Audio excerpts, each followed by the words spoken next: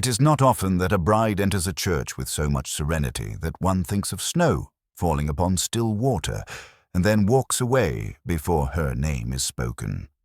Yet that is precisely what occurred at St. Simeon's in Knightsbridge on the raw March morning which I here set down. The air was full of that thin, early mist which makes every surface gleam without truly wetting it, and the paving outside the little church had a treacherous sheen that seemed to mirror the uncertainty of what was to unfold within those hallowed walls. I had come with Poirot, who suffered the chill and the stained-glass dimness with the resignation of a martyr. He had been invited, though not publicly, by Lady Eugenia Lathbury, whose note had mentioned a few unseemly communications regarding her family's diamond tiara, which had been freely spoken of in the morning papers. One does not refuse such a spectacle when one is told it may be interrupted, and Poirot's curiosity had been thoroughly piqued by the mysterious nature of her summons. "The English," murmured Poirot to me, as we sat in a side pew half-shadowed by a pillar, "will endure any embarrassment rather than appear to notice it. Regard, mon ami, the aunt with the hat like a small garden. She has already decided this wedding will be perfect, even if the bride catches fire." The bride did not catch fire, but what occurred was perhaps more extraordinary. She came up the aisle in a ripple of ivory silk, veiled thinly enough that I could see a pale, steady mouth and eyes that did not look at the groom, nor at anyone, but rather to the right of the aisle at knee level, as if counting the black and white tiles with mathematical precision. The pews murmured with approval, elaborate hats tilted for better views.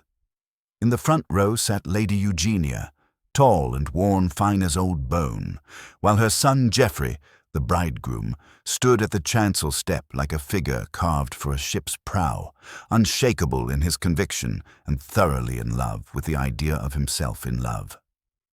I could not help noticing several small incongruities that would later prove significant. The bride's bouquet bore the orthodox white flowers, myrtle and gardenias, but the ribbon binding it had been cut short and hastily mended with a pin, leaving a tail of satin protruding like an accusatory finger. A single sprig of myrtle had been tucked into her glove, and there was a smear of street grey along the inner frill of her hem, as though she had stepped off a curb moments before entering the sacred space. The vicar began his solemn pronouncement in that soothing drone that serves as either solemnity or sedation, depending upon one's disposition. Lady Eugenia's gaze lay upon the bride with such intensity that I could feel its weight from our distant pew, while Geoffrey stared as if holding his breath against some anticipated catastrophe. "Do you, Geoffrey Thomas Lathbury?" began the vicar, and Geoffrey responded with the requisite words in appropriately reverent tones. The vicar then turned to the bride, and here the moment arrived that would transform a society wedding into something far more sinister. "Do you—" he began, pausing as custom demanded for the bride's full name to be pronounced. But the bride lifted her head with sudden resolution. I witnessed her steady mouth alter in a way that was no mere tremble, but rather a decision rippling through flesh and spirit. She placed her bouquet carefully upon the altar rail with deliberate precision, turned, not to the groom, not to the vicar, not even to the formidable Lady Eugenia, and walked down the aisle with soundless steps, as if the ancient stones had been transformed to carpet beneath her feet. The silence that followed was profound and terrible. Then hats began to revolve. A collective gasp uncoiled through the congregation, and someone dropped a prayer book with a bang that echoed like a gunshot in the sacred space. Captain March, the best man, swore under his breath and made to follow, while Lady Eugenia remained motionless, her fingers closing on the back of the pew until her knuckles matched the ivory of her son's abandoned bride. Poirot, maintaining his infuriating calm, adjusted a speck of lint on his immaculate cuff. "There is the catastrophe that is not explosive but precise," he murmured to me. "Observe the bouquet, left as a mark, like the pebble dropped by the child to find the way back." "But she won't come back," I said with conviction. "Good heavens, Poirot, What on earth could possess a woman to— What on earth? He repeated softly, his grey eyes already beginning to gleam with that particular light I had learned to recognize. No, Hastings, what in the little heaven of human motives?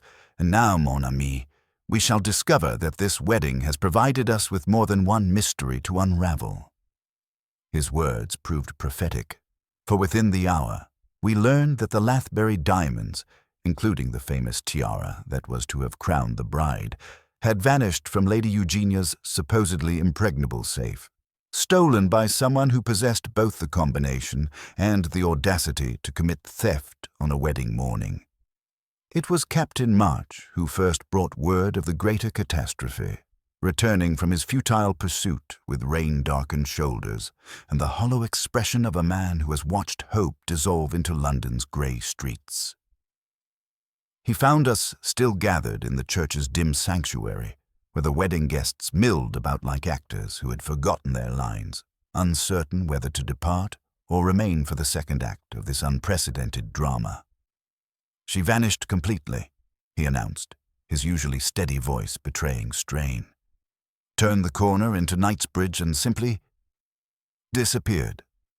Not a trace, not a witness who admits to seeing which direction she took." He paused, running a hand through his dishevelled hair. "But there's worse news, I'm afraid. Lady Eugenia, you must return to the house immediately." Lady Eugenia, who had maintained her composure through her son's public humiliation with the rigidity of carved marble, now turned with sharp attention. "What has occurred, Captain?" "The diamonds, ma'am. The Lathbury tiara. Mrs. Hartwell discovered the safe standing open not 20 minutes ago. The entire collection gone." The collective gasp that followed was far more pronounced than the one which had greeted the bride's departure. This was no mere social embarrassment, but a blow to the very foundations of family honor and fortune. I observed Poirot's grey eyes sharpen with interest as he watched the varying reactions ripple through the assembled company. Geoffrey Lathbury, who had been standing like a monument to bewilderment at the altar steps, now came alive with fury. "Impossible. Only Mother and I know the combination. The safe is impregnable.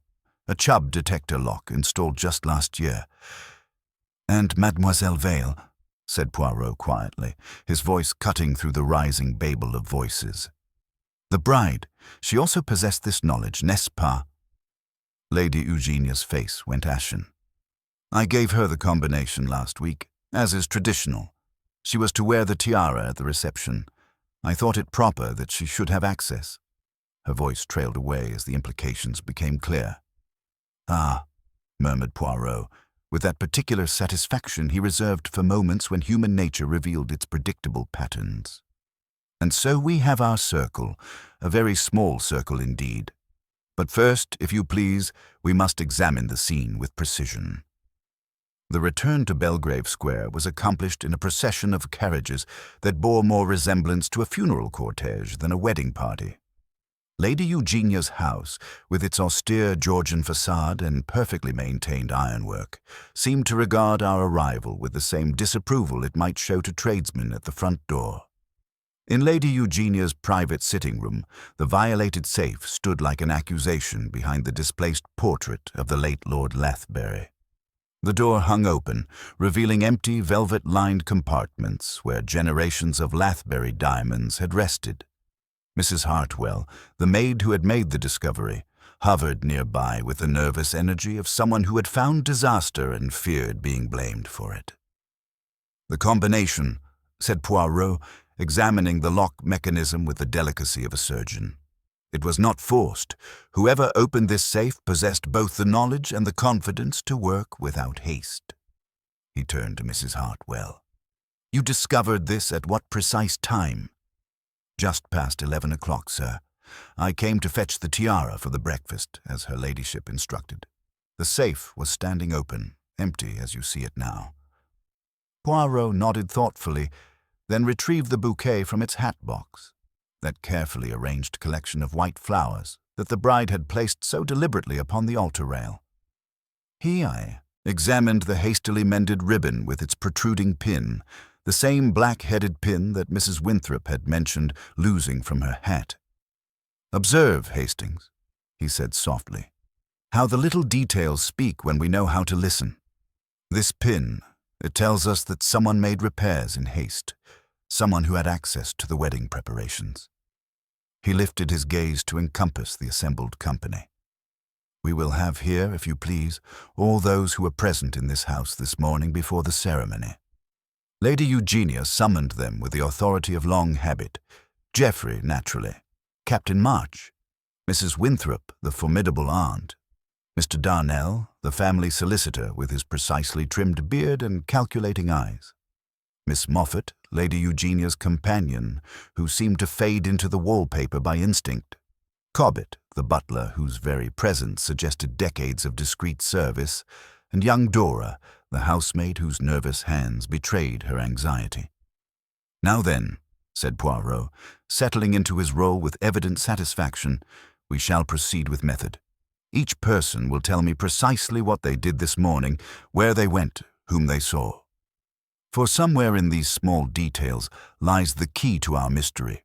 Not one mystery, mes amis, but two mysteries that dance together like partners in a very dangerous waltz."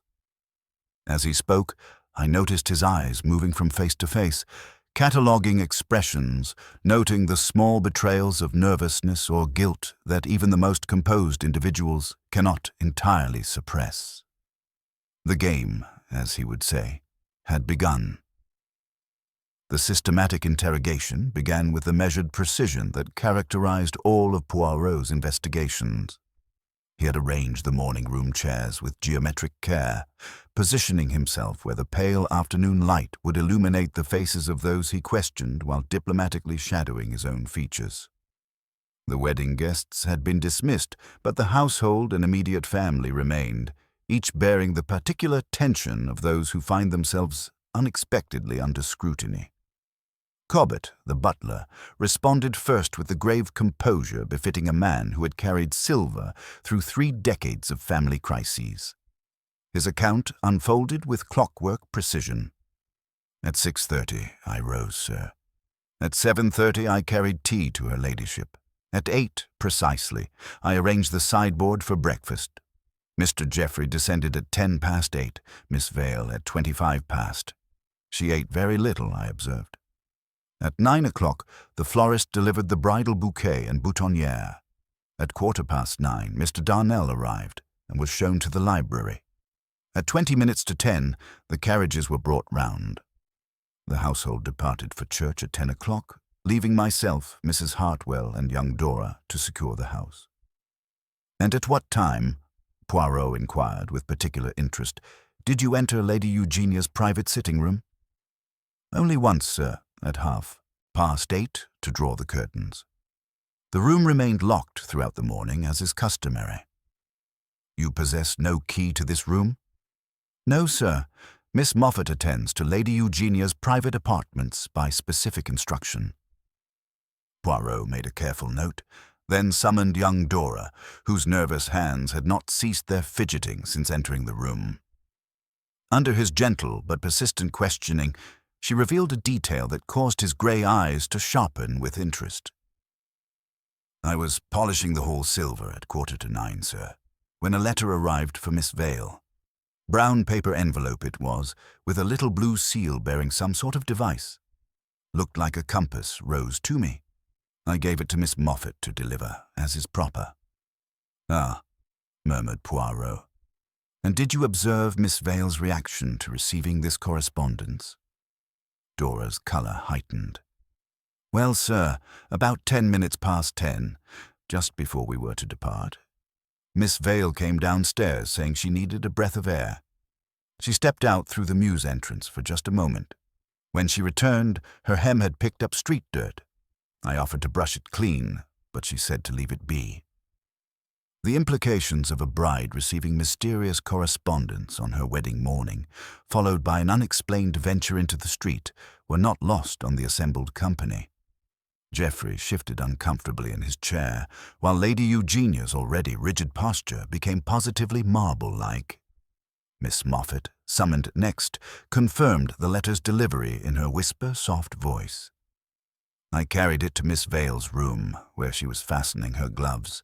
She asked me to place it on the dressing table.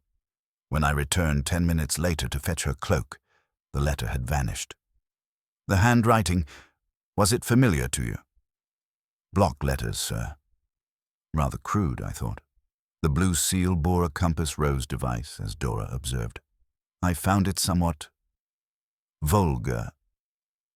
Captain March, maintaining his military bearing despite the morning's chaos, corroborated Geoffrey's timeline with professional precision.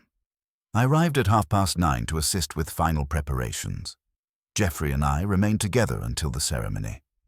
After Miss Vale's departure, I pursued her immediately, searching the surrounding streets for 20 minutes before Lady Eugenia's urgent summons regarding the theft. When Geoffrey himself was questioned, his distress was palpable. I breakfasted alone, spent time in Father's study with some correspondence, then dressed with March's assistance. I never approached Mother's sitting room. I had no reason to do so. As for Eleanor's behavior, I'm completely baffled. She seemed perfectly composed last evening, perhaps slightly nervous, but what bride isn't? You noticed nothing unusual in her demeanor this morning. Geoffrey hesitated. She was very quiet during breakfast, distant perhaps, but I attributed it to wedding nerves. Lady Eugenia's testimony was delivered with iron, control. I supervised the reception preparations until departure time. I gave Miss Vale the safe combination last Thursday in a sealed envelope, as is traditional for Lathbury brides. She was to wear the tiara at the reception. Her voice carried the slightest tremor. I trusted her completely. Mr. Darnell, the solicitor, confirmed his morning in the library reviewing settlement documents, claiming no knowledge of the safe's location or combination. As the testimonies concluded, Poirot surveyed the assembled faces with satisfaction. The mysterious letter, the bride's unexplained street excursion, the carefully maintained alibis. Each detail added another piece to his growing understanding of the morning's events. "We have," he announced with quiet confidence, "the outline of our puzzle. A letter arrives bearing secrets. A bride seeks momentary escape. A safe opens to familiar hands. The truth, mes amis, lies not in what was taken, but in what was given and what was received in return." It was with characteristic precision that Poirot declared, "We must examine Miss Vale's quarters," and Lady Eugenia, after the briefest hesitation, instructed Miss Moffat to provide us access. We ascended the polished staircase in contemplative silence, our footsteps muffled by the Persian runner that spoke of generations of Lathbury prosperity. Eleanor Vale's room possessed the disciplined orderliness of a woman who imposed structure upon uncertainty. The gloves lay precisely aligned upon the dressing table, while her hairbrush displayed a single dark strand coiled like a question mark among its bristles. The few photographs present were notably antique. No modern portraits of school friends or family gatherings, merely a faded daguerreotype of a stern couple posed before a seaside pavilion. "Observe, Hastings," murmured Poirot, moving with feline delicacy among the carefully arranged possessions. "The mind that creates perfect order from chaos, but fears the perfection it achieves." At the writing desk, his sharp eyes detected a faint circle of blue wax upon the leather blotter, no larger than a sixpence, with several crumbled grains clinging to its edges. He touched them delicately and inhaled. Blue sealing wax, of inferior quality. Yet the device used to create the impression was far from common. Opening the desk drawer, he withdrew a sheet of Lathbury notepaper bearing the family crest, a compass rose rendered in elegant detail. Miss Moffat, observing his discovery, coloured slightly. "The family seal has always been kept in the library, Mr. Poirot. The blue wax as well." "How curious," Poirot mused, "that a letter bearing this very device should arrive for Mademoiselle Vale on her wedding morning. The sea, it seems, sends messages from its own shore." Within the small leather purse upon the dressing table, we discovered banknotes, a theatre program dated 3 evenings prior, and most significantly, a railway timetable folded precisely to display the Windsor line. Her passport and checkbook remained undisturbed in the drawer below. "Hardly the preparations of a woman planning permanent flight," I observed. "Precisely so, mon ami. One does not abandon fortune without first securing the means to transform it elsewhere. Our bride makes not an escape, but a statement." Returning to the morning room, Poirot settled into his chair with renewed purpose. "Now then, we must speak more intimately of Miss Eleanor Vale herself. For what, I wonder, did any of you truly know of this young woman who so suddenly entered your family circle?" Geoffrey shifted uncomfortably. "Eleanor came through Lady Pemberton's introduction at Henley last summer. Her credentials were impeccable. Daughter of Colonel Vale, educated at Cheltenham Ladies' College, residing with her aunt in Bloomsbury since her father's death." "And this Mrs. Ashford?" Poirot inquired with particular interest. "She attended the ceremony." "Claimed sudden illness," Lady Eugenia replied tersely. "Sent regrets only yesterday evening." Mr. Darnell cleared his throat diplomatically. "I did advise certain inquiries before the engagement was formalized. The settlement arrangements required careful consideration given Miss Vale's limited circumstances." "These inquiries proved satisfactory?" Darnell hesitated almost imperceptibly. "The references were adequate, though certain details remained somewhat elusive. Colonel Vale's military service, for instance, proved difficult to verify through conventional channels. The implications settled over the room like morning fog." Poirot made careful notes, his pen scratching softly in the growing silence. Miss Moffat ventured quietly. "If I may observe, sir, Miss Vale displayed particular interest in the family portraits during her visit last Thursday. She questioned me extensively about the late Lord Lathbury's military career and the family's connections in India." "India?" Poirot repeated with sharp attention. "Most illuminating indeed. For the compass rose device, it bears striking resemblance to symbols employed by certain colonial trading enterprises operating in the subcontinent." The silence that followed was electric with unspoken implications. In that moment, I realized Poirot had begun to perceive the true architecture of our mystery, a construction far more elaborate than simple theft and abandoned matrimony. "But observe," he continued, rising with sudden energy, "how the small details illuminate the larger canvas. The bouquet ribbon, hastily mended with a borrowed pin. The mysterious correspondence bearing familiar symbols. The bride who studies family history with uncommon interest, then walks away before her name is spoken." His grey eyes gleamed with satisfaction. "We have before us not merely a crime, mes amis, but a carefully orchestrated revelation. The question that remains is whether Mademoiselle Vale was the conductor of this symphony, or merely its most prominent instrument." The investigation, I realized, was about to enter far deeper waters than any of us had initially suspected. The mention of India and colonial trading enterprises had awakened something in Poirot's methodical mind, and he moved with renewed purpose toward the library door. "Come, Hastings. The compass rose that appears on mysterious correspondence. It whispers of origins closer to home than we have been led to believe." The library, with its leather-bound volumes and maritime paintings reflecting generations of Lathbury naval service, possessed that particular atmosphere of masculine authority that pervades rooms where important decisions have been made. Poirot approached the writing desk with the delicacy of a surgeon, his grey eyes immediately fixing upon the brass seal that lay in its accustomed leather tray beside the ink and blotting paper. "Observe, mon ami," he murmured, lifting the seal with careful precision using his handkerchief. "The compass rose device, identical to that described upon our mysterious letter. And here," he indicated a tiny grain of blue wax lodged in the engraved grooves of the brass face.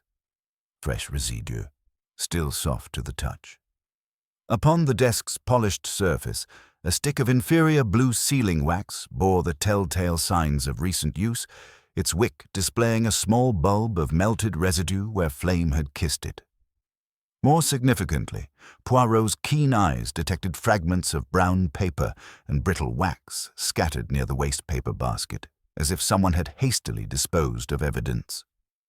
"The letter that so conveniently arrived for Miss Vale this morning," Poirot announced with quiet satisfaction.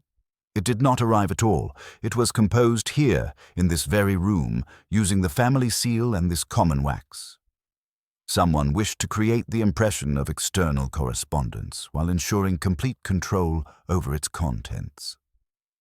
At this moment, the authoritative knock of Scotland Yard announced itself throughout the house. Inspector Bradshaw entered with the methodical confidence of a man who believed mysteries yielded to systematic police work rather than psychological speculation. His presence brought with it an air of official certainty that made Poirot's mustache twitch with barely concealed irritation. "Lady Eugenia, Mr. Lathbury," Bradshaw announced, consulting his notebook with professional gravity. "We've traced a young woman matching Miss Vale's description to Victoria Station. Purchased a ticket for the Dover boat train at 11:45 this morning. Classic case of fortune hunter gaining access, learning the safe combination, then absconding with the valuables." Geoffrey started from his chair with desperate hope. "Then she can be apprehended, the diamonds recovered." "Undoubtedly," Bradshaw replied with satisfaction. "We'll have her in custody within the week through our arrangements with continental authorities." Poirot regarded the inspector with the patient expression he reserved for those who confused motion with progress. "Ah, mon ami Bradshaw, your efficiency is admirable. But consider, if you please, the curious matter of timing. The safe was discovered open at 11 o'clock. Miss Vale departed the church at 10:30. Yet this mysterious traveller purchased her ticket at 11:45, a full hour and 15 minutes later." The logic of this observation struck the assembled company with visible force. Bradshaw's confidence wavered slightly as he absorbed the implications. "Furthermore," continued Poirot with growing animation, "when Mademoiselle Vale walked from that altar, did she carry any reticule, any valise, any container whatsoever?" "No. She bore only her bouquet, which she placed upon the altar rail with such deliberate precision. The diamonds, mes amis, were already gone, taken by hands that moved through this house with intimate knowledge of its routines and rhythms." Lady Eugenia's fingers tightened upon her chair arms.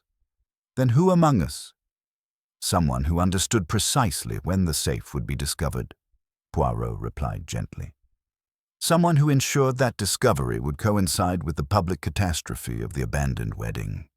Someone who arranged that Miss Vale would bear the blame for a crime committed while she stood before God and witnesses in that church." Miss Moffat, who had been listening with her characteristic quiet attention, now ventured hesitantly. "But surely, Mr. Poirot, if the letter was fabricated here, then whoever wrote it must have had access to the library, knowledge of the family seal." "Precisely so, mademoiselle. And that knowledge, combined with intimate familiarity of household schedules and the safe's location, narrows our circle considerably."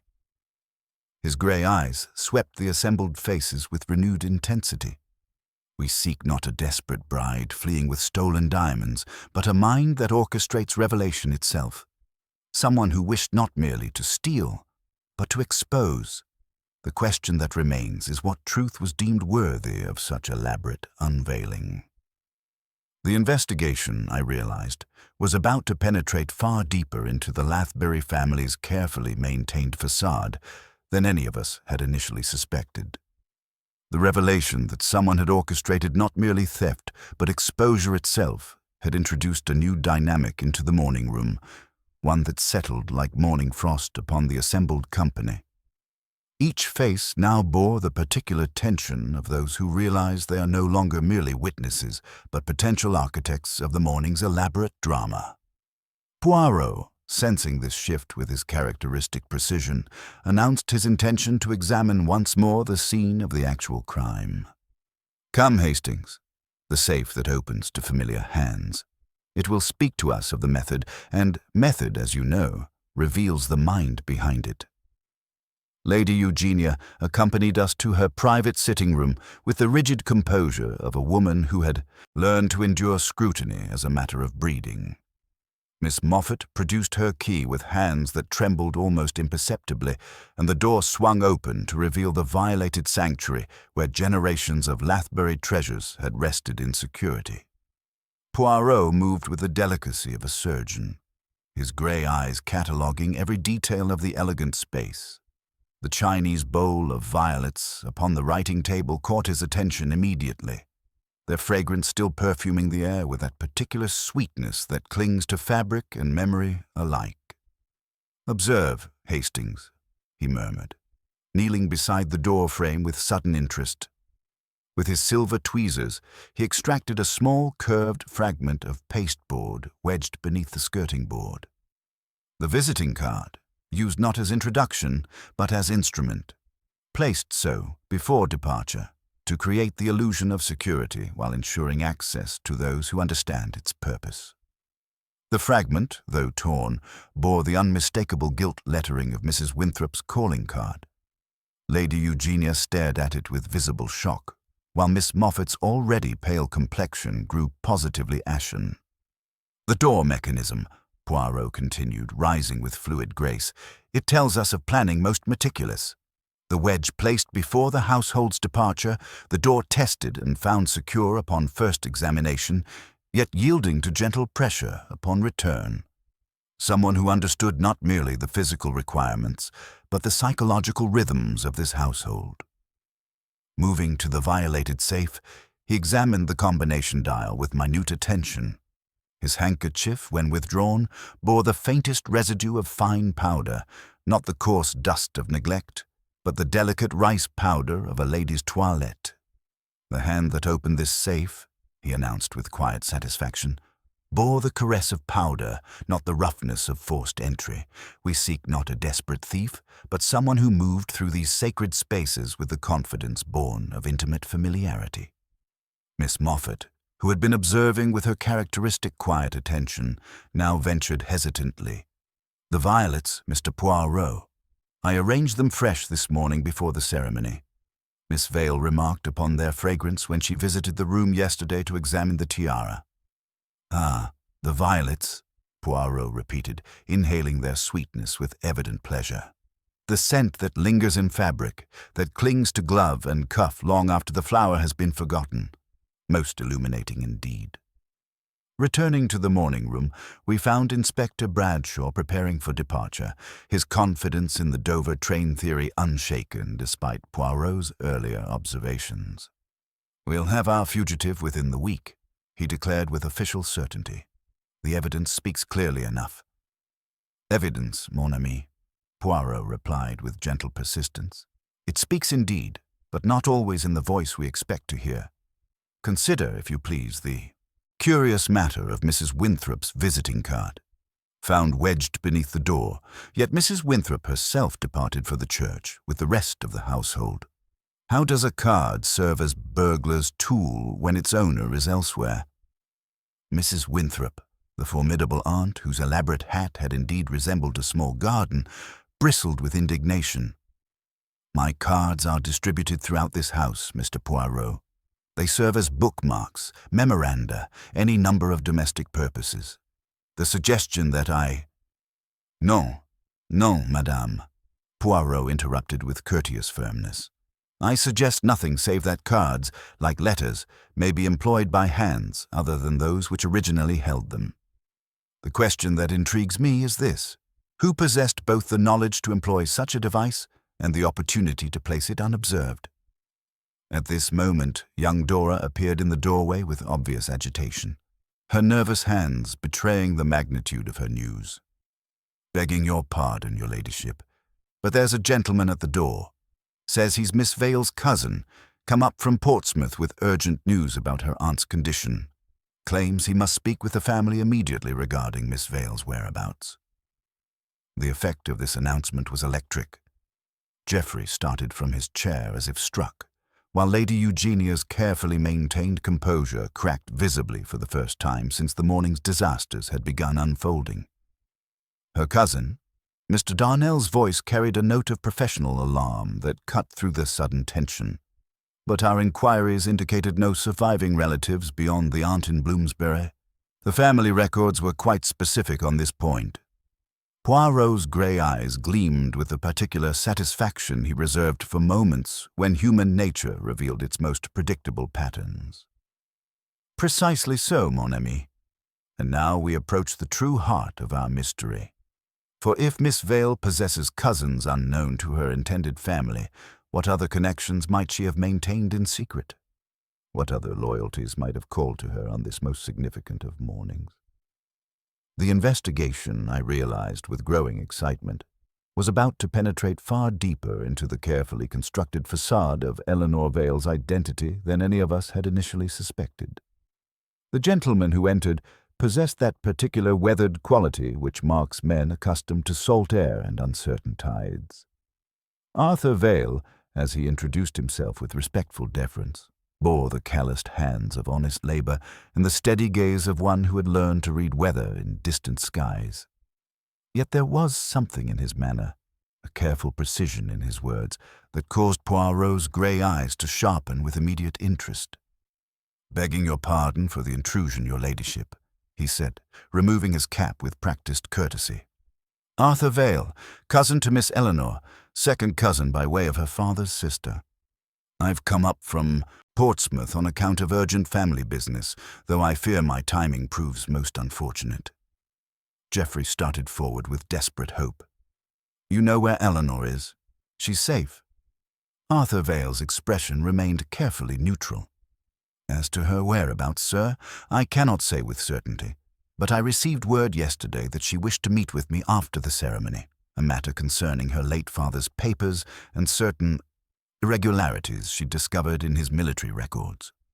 Poirot, who had been observing this exchange with characteristic intensity, now interjected with deceptive mildness.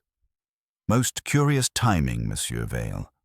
You arrive within hours of your cousin's dramatic departure, bearing knowledge of family matters apparently unknown to her intended husband. Perhaps you would enlighten us as to the nature of these irregularities." Arthur hesitated, his weathered fingers working the brim of his cap. "Colonel Vale died under circumstances that raised questions about his service in India, Mr. Poirot. Questions that were never properly answered by the military authorities. Eleanor had been investigating these matters for some months, seeking to clear her father's name." Mr. Darnell leaned forward with sharp professional interest. "What manner of questions, Mr. Vale? Our inquiries into Colonel Vale's service record proved somewhat incomplete." "Because certain records were deliberately obscured, sir," Arthur replied grimly. "The colonel served with distinction until 1885, when he raised concerns about irregularities in the handling of captured treasures during the Khartoum campaign. He alleged that prominent trading companies were profiting from arrangements that violated military protocol." Lady Eugenia's face had gone ashen. "Trading companies? What possible connection could such matters have to our family?" Arthur Vale's steady gaze met hers directly. "Eleanor discovered correspondence suggesting that Lathbury and Easton was among the firms involved, ma'am. She came here seeking not merely matrimony, but access to records that might vindicate her father's memory." The implications of this revelation settled over the room like gathering storm clouds. Poirot made careful notes, his pen scratching softly in the suddenly charged atmosphere. "The compass rose device," Poirot observed with quiet satisfaction. "It begins to yield its secrets, and the papers you mention, you have brought them with you." Arthur nodded, producing a battered tin box from beneath his coat. "Eleanor asked me to bring Colonel Vale's effects if anything should go amiss. Letters, service records, and this—" He withdrew a brass seal bearing the familiar compass rose design, but without the crown that distinguished the Lathbury family version. Poirot examined the seal with minute attention, comparing it mentally to the one they had discovered in the library. Most illuminating. The trading company employed its own variation of the device, and these letters from India, they speak of what, precisely? "Compensation owed to native porters after a warehouse fire in Calcutta," Arthur replied. payments that were promised but never made. The colonel attempted to ensure the men received their due, but powerful interests intervened. He was cashiered for his troubles and died in disgrace. Inspector Bradshaw, who had been listening with growing impatience, now interjected. "This is all very interesting, but it doesn't explain the theft of the diamonds or Miss Vale's flight to Dover." Dover! Arthur's surprise appeared genuine. "Eleanor had no intention of fleeing to Dover, Inspector. She arranged to meet me at the British Museum reading room at 3 o'clock this afternoon. She said the truth could only be properly revealed in a place dedicated to preserving records." Poirot's eyes gleamed with sudden understanding. "Ah, mon ami, but what if the Dover ticket was purchased not by Mademoiselle Eleanor, but by someone who wished to create the impression of her guilt? Someone who discovered her true purpose and acted to protect interests that have remained hidden for 30 years. The investigation, I realized with growing excitement, had transformed from a simple case of theft and abandonment into something far more complex, a collision between past and present that threatened to expose carefully buried secrets of colonial exploitation and family honor. Arthur Vale's testimony had introduced a new dimension to our understanding of Eleanor's character, one that cast her morning's dramatic departure in an entirely different light. As he spoke of her meticulous nature and fierce dedication to justice, Poirot's grey eyes moved with renewed purpose among the assembled faces, cataloguing expressions and noting the small betrayals of nervousness that even the most composed individuals cannot entirely suppress. "Eleanor was a woman of unwavering principles, Monsieur Poirot," Arthur continued, his weathered hands working the brim of his cap. "She would not have rested until her father's name was cleared. Every detail of her investigation was documented with scientific precision. She detested any form of carelessness or deception." This portrait of methodical dedication seemed to resonate deeply with Poirot, who nodded with evident satisfaction. Precisely the character one would expect of a woman who places her bouquet with such deliberate care upon an altar rail. She leaves not in panic, mes amis, but according to a plan conceived under extraordinary pressure. Lady Eugenia, whose composure had been steadily eroding throughout the afternoon's revelations, now spoke with barely controlled emotion. "You suggest that Eleanor came here under false pretenses? That she deceived my son for access to our private records?" "I suggest, madame, that deception has been employed by more than one party in this affair," Poirot replied with infinite gentleness. "Consider the sequence of events with mathematical precision. Mademoiselle Eleanor discovers evidence that threatens to expose historical wrongdoing involving your family's trading enterprises. She accepts Geoffrey's proposal not from love alone, but from necessity, seeking legitimate access to records that might vindicate her father's reputation. Geoffrey, struggling to absorb these revelations about the woman he thought he knew, burst out with desperate confusion. But if Eleanor suspected our family of wrongdoing, why leave the diamonds? Why not take what evidence she could? "Because, mon ami," Poirot replied patiently, "Mademoiselle Eleanor was not the thief. The diamonds were taken by someone who wished to ensure she would bear the blame, someone who understood that a bride fleeing with stolen jewels would be pursued across continents, while a bride who simply walked away might eventually return with inconvenient questions." At this moment, Inspector Bradshaw appeared in the doorway with visible agitation. "Mr. Poirot, I've received word from Victoria Station. The clock now recalls that the Dover ticket was purchased by a man, middle height, fair moustache, small scar at the chin, paid in notes, asked no questions, departed immediately. Not our missing bride." The effect of this announcement was electric. The carefully constructed theory of Eleanor's guilt crumbled like a house of cards, leaving only the more disturbing possibility that someone within their intimate circle had orchestrated her public humiliation. "Naturellement," murmured Poirot with evident satisfaction. "The shadow that wishes to create an impression of guilt must sometimes step into the light to do so. And there, mes amis, lies our first glimpse of the true architect of this morning's drama." Mr. Darnell cleared his throat with visible discomfort. "These implications are most serious, Mr. Poirot. If Miss Vale was not the thief, then someone with intimate knowledge of our household routines has been moving through these sacred spaces with the confidence born of absolute familiarity," Poirot completed smoothly. "Someone who could compose letters using the family seal, who possessed keys to private apartments, who understood precisely when the safe would be discovered and by whom." His gaze moved deliberately around the room before settling upon Miss Moffat, who sat with her characteristic quiet composure near the wall. Yet I observed that her usually steady hands now trembled almost imperceptibly upon her lap. "The curious matter of the mysterious letter," Poirot continued thoughtfully, "delivered to Miss Vale on her wedding morning. You described the seal as vulgar, did you not, Miss Moffat? Yet it bore the precise device of the Lathbury family crest. Hardly a common or crude design. Why would someone intimately familiar with this household's heraldry describe their employer's own seal in such disparaging terms?"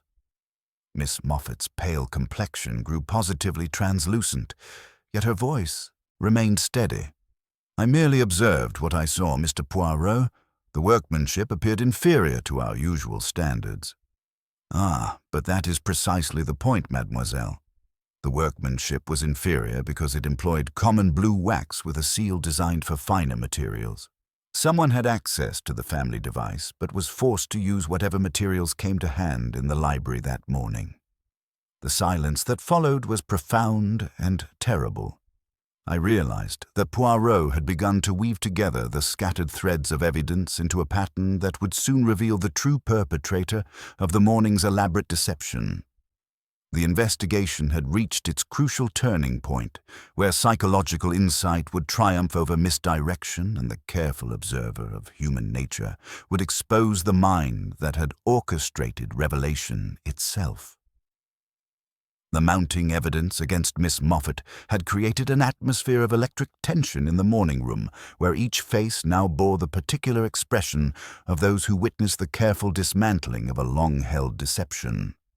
Poirot, sensing that the psychological pressure had reached its crucial point, moved with deliberate precision to arrange the morning's revelations into their final, devastating pattern. "We must now examine the architecture of this morning's events with mathematical precision," he announced, his grey eyes never leaving Miss Moffat's increasingly pale countenance.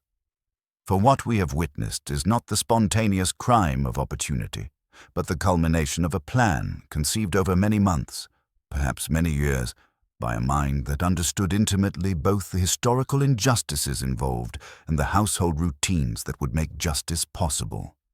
He gestured toward the evidence arranged upon the polished table with surgical precision. The forged letter, composed in the library using the family seal in inferior blue wax. A letter that could only have been created by someone with unrestricted access to Lord Lathbury's private domain. The safe, opened not by force but by combination, by hands dusted with the rice powder that belongs exclusively to a lady's toilette. The visiting card wedge, placed with the expertise of one who had observed the door's mechanisms for decades of faithful service. Miss Moffat's composure, which had withstood 30 years of careful silence, now began to crack like porcelain under unbearable strain. Her voice, when it came, carried the weight of suppressed conscience finally seeking release. "I have served this family faithfully for 3 decades, Mr. Poirot," she whispered, her hands trembling in her lap. "Every day I have witnessed the prosperity built upon foundations that I alone understood to be questionable. The knowledge has been like a stone upon my heart." "Ah, mademoiselle," Poirot replied with infinite gentleness, "but knowledge without the power to act, this is perhaps the cruelest burden of all." When Miss Vale arrived, with her questions about colonial trading practices, you recognized in her not merely a threat to family reputation, but the instrument of justice you had long awaited. Lady Eugenia leaned forward with sharp attention, her voice carrying a note of betrayal that cut through the charged atmosphere. "Miss Moffat, you cannot mean to suggest that you encouraged Eleanor's investigation into our private affairs." I provided no encouragement that was not already justified by the evidence. Miss Moffat replied with quiet dignity that somehow made her confession more devastating than any dramatic outburst. Miss Vale possessed documents that corroborated what I had suspected for decades. The warehouse fire in Calcutta was no accident. It was arranged to conceal the systematic theft of compensation meant for native workers.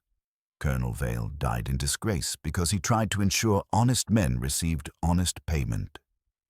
Arthur Vale, who had been listening with growing emotion, now spoke with barely controlled fury.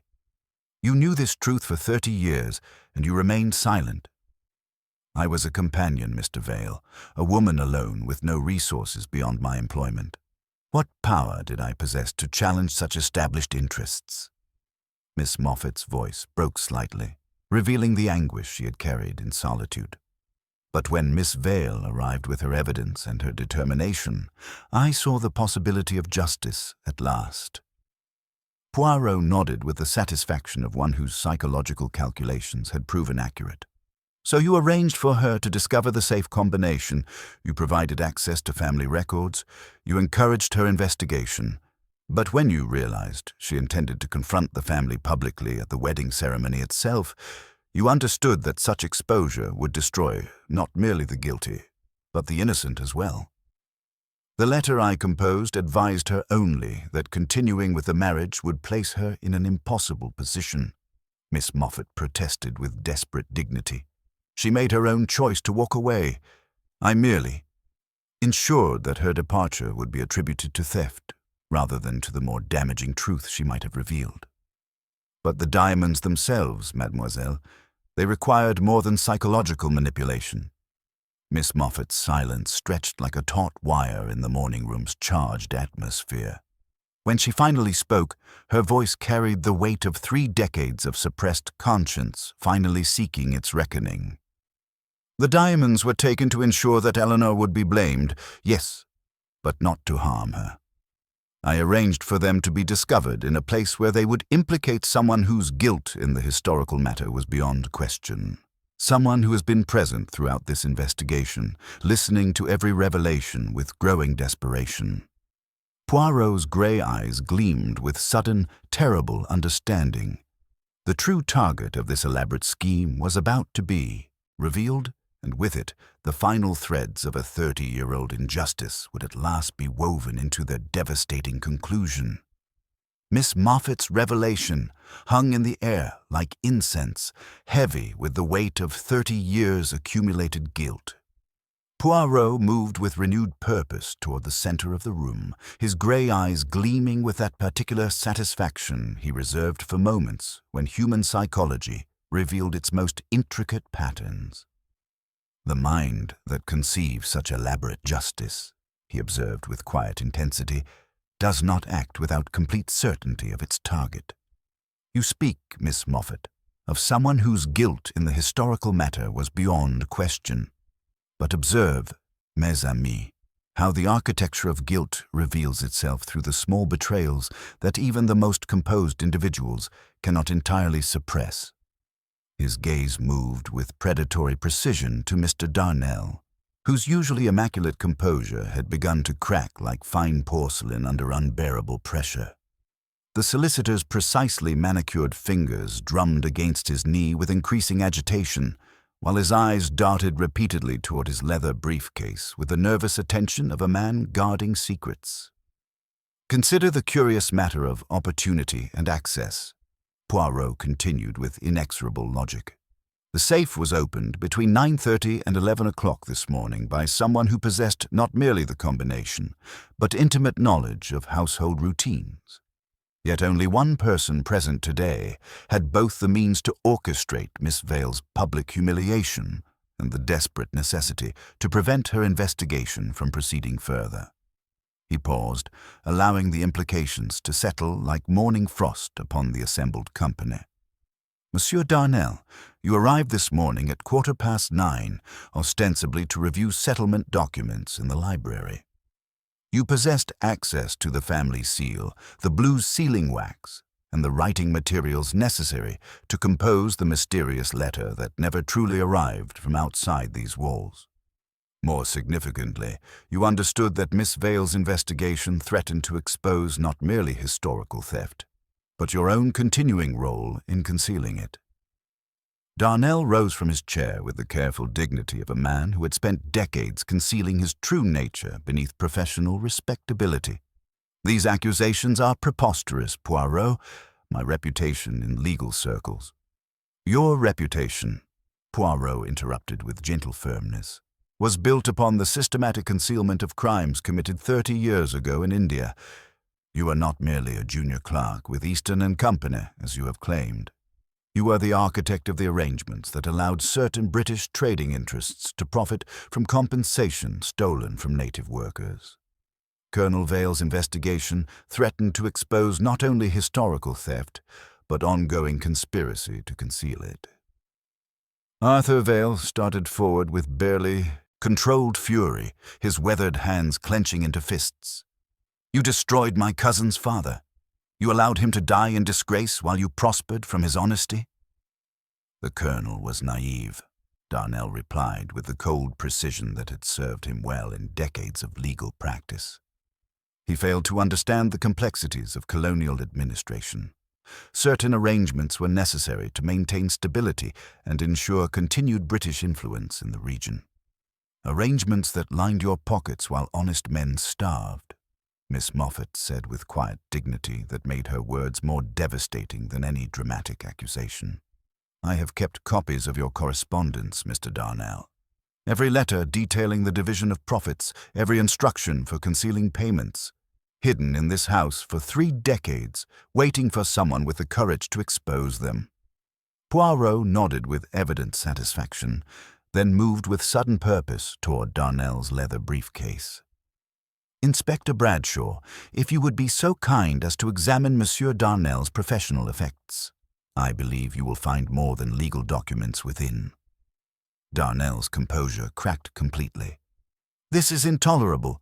My case contains privileged attorney-client communications, which shall not be read. Poirot assured him silkily. We seek only evidence of a more tangible nature. The scent, perhaps, of Parma violets that clings to fabric and leather long after the flower has been forgotten.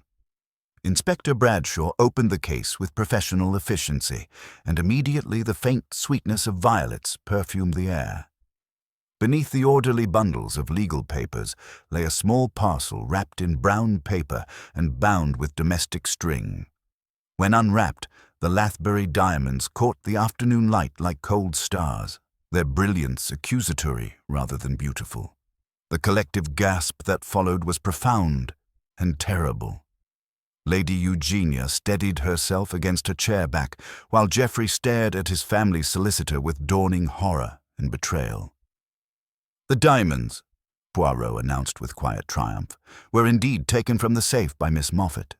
But they were placed not in some distant hiding place, but in the briefcase of the very man who had orchestrated Miss Vale's public humiliation. Justice, mes amis, sometimes requires the most elegant of symmetries. Miss Moffat's voice, when it came, carried 3 decades of suppressed conscience finally seeking release. I placed them there while he consulted with Lady Eugenia about the settlement papers. He left his case unattended in the library for precisely 12 minutes, long enough for justice to find its proper target. But how could you be certain he would be discovered? I asked, beginning to understand the psychological architecture of the morning's events.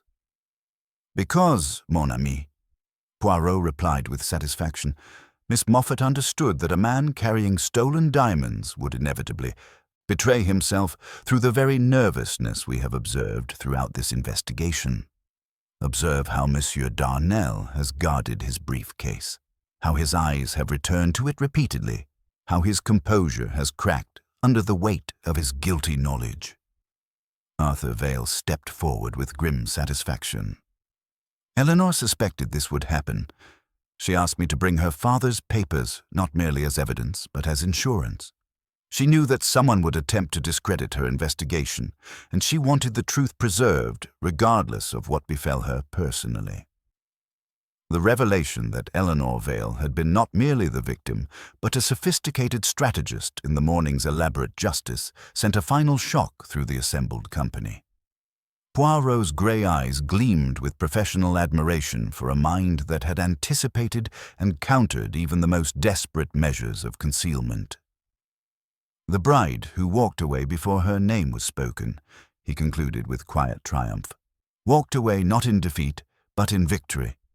She understood that sometimes justice requires not merely exposure, but the careful orchestration of revelation itself. And now, mes amis, we shall proceed to the British Museum reading room, where, at 3 o'clock precisely, Miss Vale awaits us with the final pieces of this 30-year-old puzzle."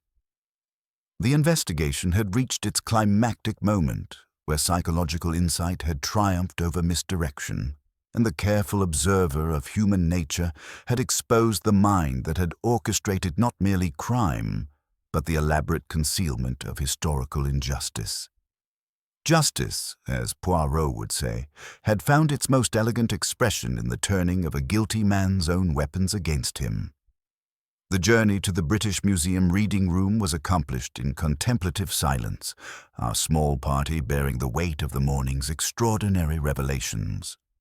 The afternoon light filtering through London's perpetual haze cast everything in shades of resolution, as if the very air anticipated the final unveiling of carefully orchestrated justice.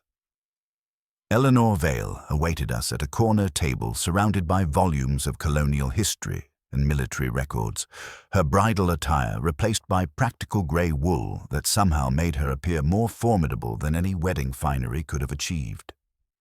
Her dark eyes held the steady composure of a woman who had anticipated every move in a complex game and now awaited its inevitable conclusion. "Miss Vale," Poirot began with evident admiration, "you have conducted an investigation worthy of the most methodical professional. To orchestrate not merely your own protection, but the exposure of 30 years of concealed injustice, this requires understanding of human nature most profound." Eleanor's smile carried the quiet satisfaction of a chess player who had seen 20 moves ahead. "My father taught me that justice delayed is not necessarily justice denied, Monsieur Poirot. Sometimes it merely requires more careful preparation.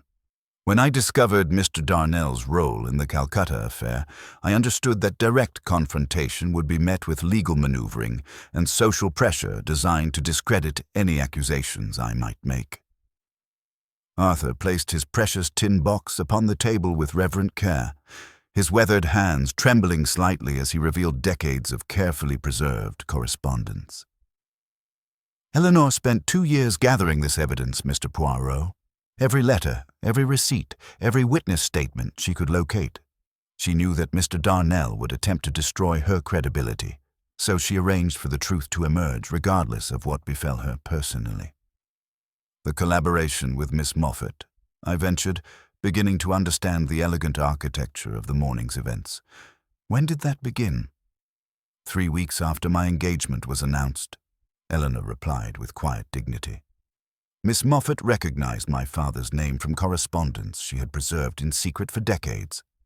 She approached me with evidence that corroborated what I had already begun to suspect. Together, we devised a plan that would expose not merely historical theft, but ongoing conspiracy to conceal it." Poirot nodded with professional satisfaction. "So you created a situation where the truth would emerge through Monsieur Darnell's own desperation to conceal it.